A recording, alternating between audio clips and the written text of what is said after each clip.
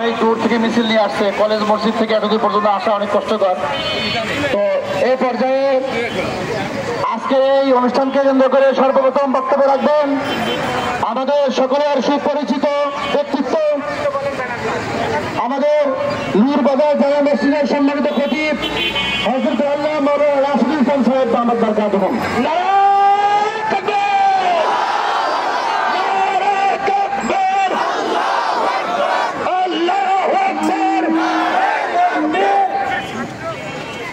আসসালামু আলাইকুম ওয়া রাহমাতুল্লাহি ওয়া বারাকাতুহু।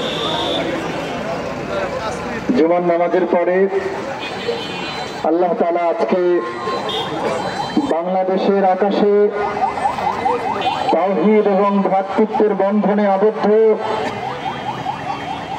18 কোটি মুমিন মুসলমানের অন্তরে উগ্রবাদী হিন্দু সংগঠন, জঙ্গিবাদ এবং সন্ত্রাসের বীজ বপনকারী, বাংলাদেশকে নিয়ে গভীর ষড়যন্ত্রে নিমগ্ন ইসকন নামক সংগঠন, যারা বাংলাদেশের প্রবেশদ্বার বীর চট্টগ্রামে কোন শিশু যেমন নিরাপদ, এদেশের মুসলমানের কাছে হিন্দু সহ অন্যান্য সংখ্যালঘু সমাজ ঠিক তেমনি নিরাপদ, ঠিক কিনা?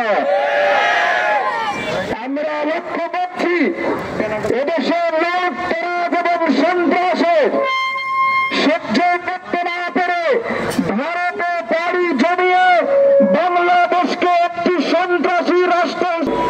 সংখ্যালঘুদের প্রতি আমাদের দায়িত্ব হলো আমাদের দ্বারা কোনো হিন্দু ভাইদের বাড়িঘর, ব্যবসা প্রতিষ্ঠান অথবা কোনো ব্যক্তি যেন আক্রমণের শিকার না হয়, এ ব্যাপারে আমাদের